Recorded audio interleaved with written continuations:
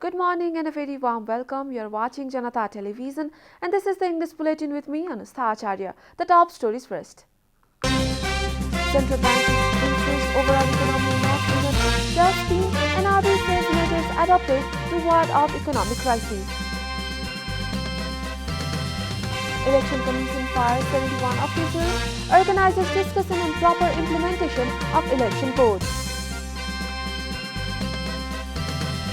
Conflict victims issue declaration seeking justice, demand free education and health facilities for the affected families.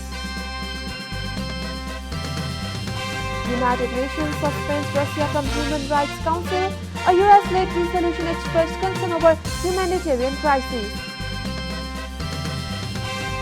And Barca fight back for a draw in Europa League.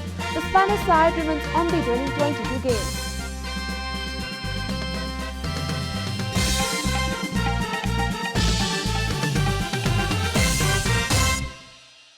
And now the news in detail. At a time when news reports have been warning of economic slump in the country, the Central Bank of Nepal has downplayed the situation, saying that the overall economic status of the country was not in the tailspin. Executive Director and spokesperson of Nepal Rashtra Bank, Dr. Gunakar Bhatta, maintained that although the economy witnessed some stress due to liquidity and inflation, the pillars of economy were still strong. He admitted that Nepal's economy has been affected by Russia-Ukraine war, but ruled out a situation similar to Sri Lanka. It affected our supply system, he said, adding that Nepal was not in heavy debt like Sri Lanka. Bhatta further informed that although the foreign exchange reserves were slightly lower than the corresponding period of the last fiscal year, there was no need to panic at all. As the impact of COVID-19 is subsiding, positive changes would be seen in economy, claimed Bhatta. The government has tightened the import of luxurious goods. Bhatta said that the country has the reserves that are sufficient to import goods and services for 6.5 months. The Election Commission has fired 71 officers who were appointed to conduct the upcoming local election. During a regular press meet organized by the Election Commission, Deputy Spokesperson Surya Prasad Aryal said that those officers were relieved from their duties because of their inability to work due to various reasons and will be replaced by 71 new election officers. He also informed that a meeting regarding the proper implementation of Election Code of Conduct for local level election 2079 has been organized with active participation of the political parties and have been listed in commission. निर्वाचन सञ्चालन तथा व्यवस्थापनका लागि आएको निर्णय बमोजिम यसअघि तोकिएका निर्वाचन अधिकृतहरूमध्ये 2078 12 23 को निर्णय अनुसार 71 जना निर्वाचन अधिकृतलाई विभिन्न कारणले उहाँहरूको त्यो जिम्मेवारी वहन गर्न नसक्ने भएको कारण भएको हुनाले त्यो जिम्मेवारीबाट हटाइएको छ भने 71 जनालाई निर्वाचन अधिकृतको रूपमा नयाँ नियुक्ति गरिएको छ. Deputy spokesperson Aryal further added that a training program will be organized from 13th to 15th April where the chief instructor will be training the chief returning officers and election officers. The CP and UML has submitted a memorandum to the Election Commission on Code of Conduct for the upcoming local level election. A team led by UML General Secretary Shankar Pokhrel reached the EC office and drew the attention of Chief Election Commissioner Dinesh Kumar Thapalia on various points.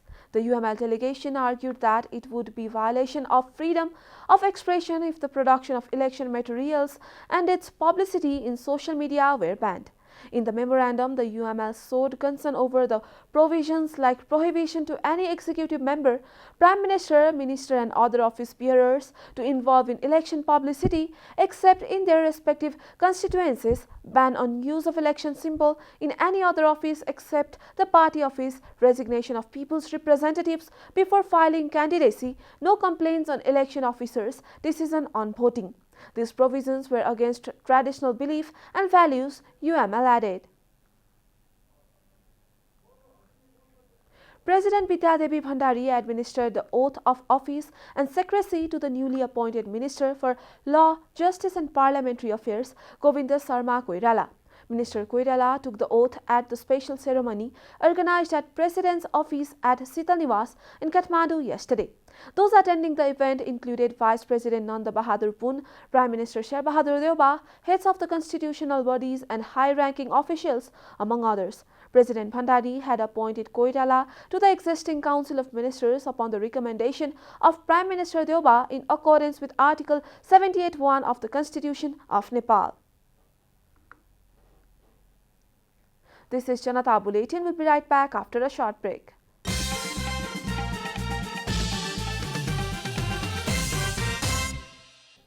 Welcome back. After the break, we continue with other national news. The government yesterday confirmed 7 new cases of COVID-19 across the country. According to the Ministry of Health and Population, the number of active cases of COVID-19 has dropped to 747 after 25 people recovered from the disease. So far, a total of 978,545 people have tested positive for the virus in Nepal, while 965,847 people have already recovered. No new death from the virus has reported yesterday. The death toll from the virus remains constant at 11,951. Nepal is currently among top 60 countries that have been affected by the coronavirus. USA tops the list with over 81.89 million cases, followed by India with 43.03 confirmed cases. The virus has infected more than 496.15 million people worldwide and has claimed over 6.19 million lives.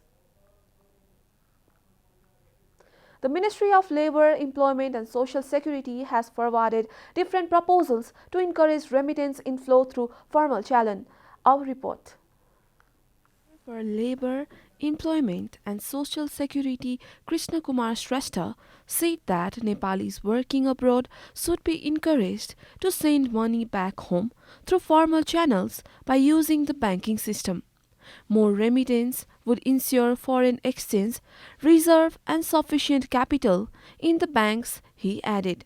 Speaking at a program organized in the federal capital yesterday, Minister Shrestha stressed that the state should treat the migrant workers in a dignified manner to receive remittance through formal channels. He also proposed establishing branches of Nepali banks in the major cities of labour destination countries. According to Minister Shrestha, reducing the cost of remittance would also encourage migrant workers to send back money to Nepal through formal channels. Minister Shrestha suggested that an additional 2% interest rate should be given to the depositor in case they directly remit money in Nepal's bank account, and the returning migrants should be waived off the taxes if they submit evidences sending money through formal channel. The other proposals of Minister Shrestha include felicitating those sending highest amount of remittance, ensuring interest-free loan to the returning migrants for the entrepreneurship development in the country upon their return, and making mandatory provision for the migrant workers to open bank accounts.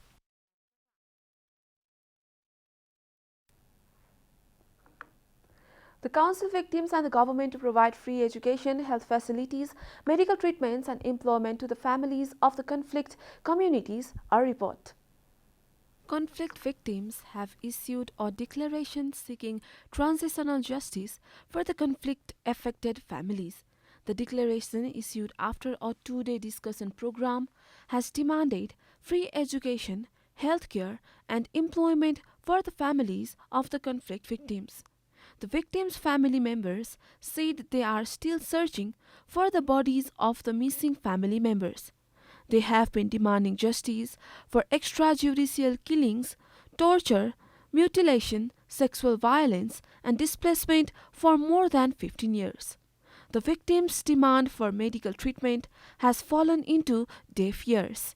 हत्यारालाई कारबाही गर हैन किन लुकाउनु हत्यारालाई कारबाही गर्नै पर्छ एउटा समस्या एउटा र अब घाइतेहरूले उपचार पाउनु पर्छ अब बेपत्ताको जस्तो बेपत्ताको हाम्रो थुप्रै साथीहरू हुनुहुन्छ उहाँहरूलाई एकल भत्ता सुरक्षा भत्ता एकल सरा सुरक्षा भत्ताको नि व्यवस्था गर्नुपर्छ सरकारले त्यो पनि सरकारको दायित्व सबै कुराहरू सरकारको दायित्व छ. The conflict victims have appealed to the concerned bodies, state and local government to formulate appropriate policies and programs with priority for addressing their demands, including the rights of the victims, transitional justice, and the needs, desires, and satisfaction of the victims.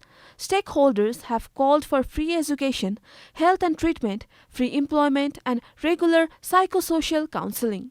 Primary शिक्षाहरू चाहिँ अब जनता परिवारले पढाए उच्च शिक्षा पढ्ने इच्छा हुँदा पनि अब आर्थिकै कमीले गर्दाखेरि चाहिँ पढ्नु पाएको छैनौँ अनि त्यसपछि स्वास्थ्यहरू अब विभिन्न रोगले अब समातेको छ उहाँहरूलाई दैनिक औषधि सेवन गर्नुपर्छ चेकअप गर्नुपर्छ त्यसको लागि पनि अब गाउँमा बसेको टाढा छौँ त हामीहरू अब त्यो ठाउँमा आउन सक्दैनौँ औषधि उपचार गर्न सक्दैनौँ पैसा छैन हामीसँग अनि त्यो स्वास्थ्य चाहिँ निःशुल्क गरिदिने पर्छ.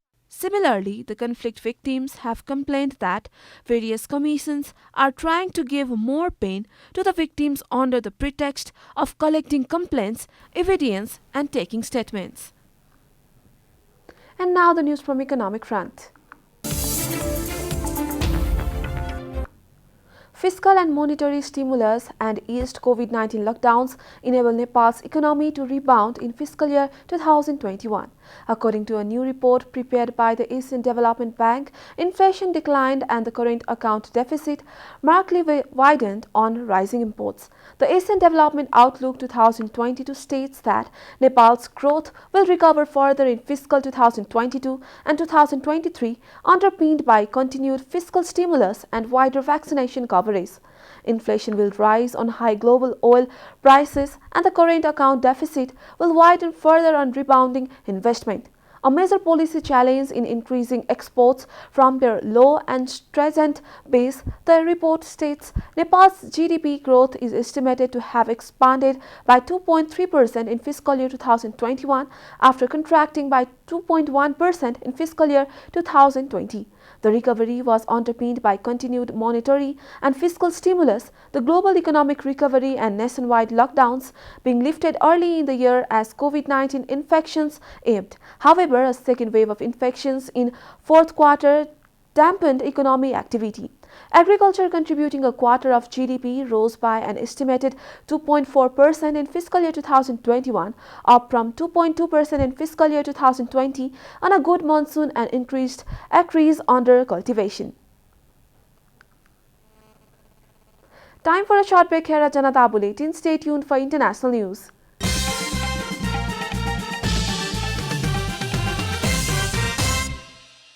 Welcome back. Now the international news.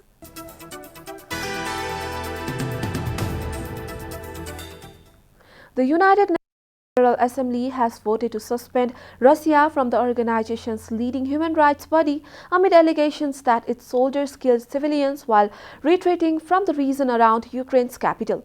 The United States-initiated resolution on Thursday achieved the two-thirds majority of UNGA voting members required to pass with 93 votes cast in favor and 24 against. 58 countries abstained, but their votes did not count towards the final tally.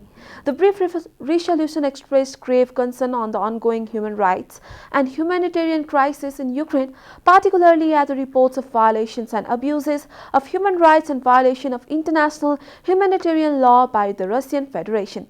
The vote, which makes Moscow the first permanent member of the UN Security Council to ever have its membership revoked from any United Nations body, was immediately welcomed by Kiev but criticized by Moscow.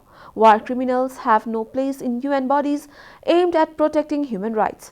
Grateful to all member states which supported the relevant UNGA resolution and chose the right side of history, Ukrainian Foreign Minister Dmytro Kuleba said on Twitter. Russia had called on the unspecified number of countries to vote no, saying an abstention or not voting without any consideration an unfriendly act and would affect bilateral relations, Al Jazeera reported.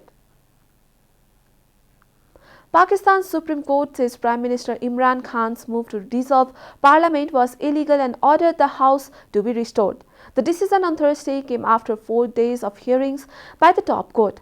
Khan will now face a no-confidence vote by lawmakers that he had tried to sidestep.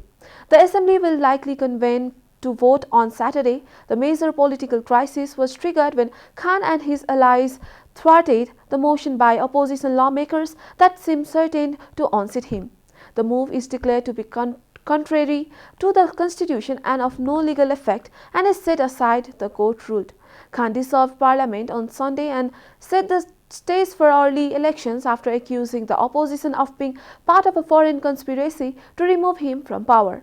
His opponents had garnered the 172 votes needed to oust him in the 342-seat House after several members of his own party and a key coalition partner defected.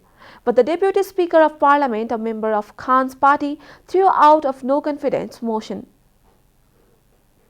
You are watching Janata Bulletin, and now the latest from the world of sports.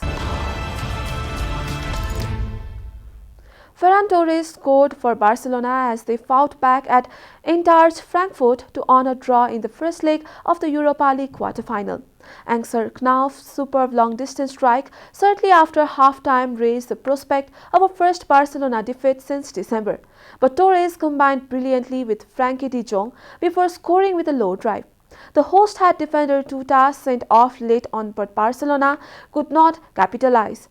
That dismissal for two bookings capped a busy evening for English referee Michael Oliver, who earlier awarded Frankfurt a penalty before changing his mind after being sent to the pitchside monitor. Former Manchester City attacker Torres' goal means the Spanish side, now unbeaten in 22 games and rejuvenated under manager Xavi, will be favourites to advance to the semi-finals when they meet again for the second leg at Camp Nou next Thursday.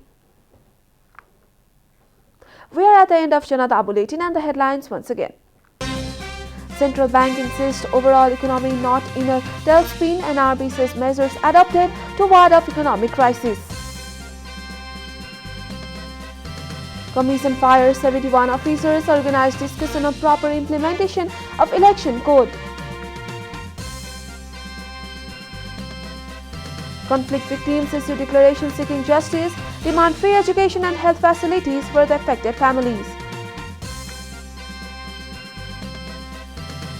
United Nations suspends Russia from Human Rights Council. A US-led resolution expressed concern over humanitarian crisis. And Barca fight back for a draw in Europa League. The Spanish side remains unbeaten in 22 games.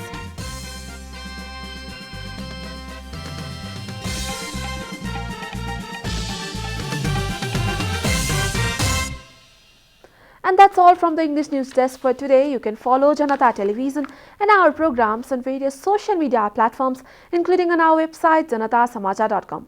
Keep watching Janata Television. Namaste.